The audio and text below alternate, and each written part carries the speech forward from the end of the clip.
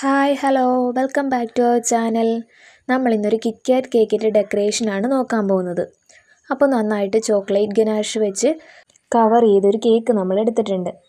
അതിനകത്തായിട്ട് ഇനി ഡെക്കറേഷന് വേണ്ടിയിട്ട് നമ്മൾ 30 രൂപയുടെ 9 കിറ്റ്കാറ്റാണ് നമ്മൾ വാങ്ങിയിരിക്കുന്നത്. ഇനി നമുക്ക് ആ കിറ്റ്കാറ്റ് ഓരോന്നായിട്ട് മാറ്റി വെക്കണം.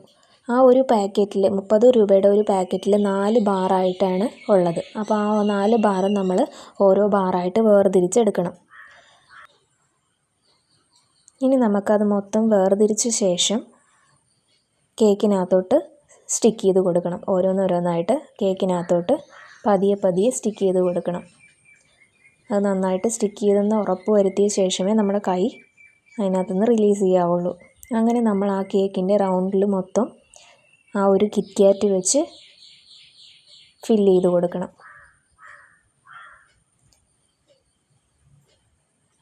അങ്ങനെ ആ കേക്ക് ഫുള്ള് നമ്മൾ കവർ ചെയ്ത ശേഷം ഒരു റെഡ് റിബൺ വെച്ച് അത് നന്നായിട്ട് കെട്ടിക്കൊടുക്കണം. ഇനി നമുക്കതിലേക്ക് ഒരു ടോപ്പർ സെറ്റ് ചെയ്ത് കൊടുക്കാം. ഹാപ്പി ബർത്ത്ഡേ എന്ന് മാത്രം മതി എന്നാണ് പറഞ്ഞേക്കുന്നത്. അതുകൊണ്ടൊരു ഹാപ്പി ബർത്ത്ഡേ ടോപ്പറും കൂടെ അതിനകത്തോട്ട് സ്റ്റിക്ക് ചെയ്ത് കൊടുക്കുന്നു.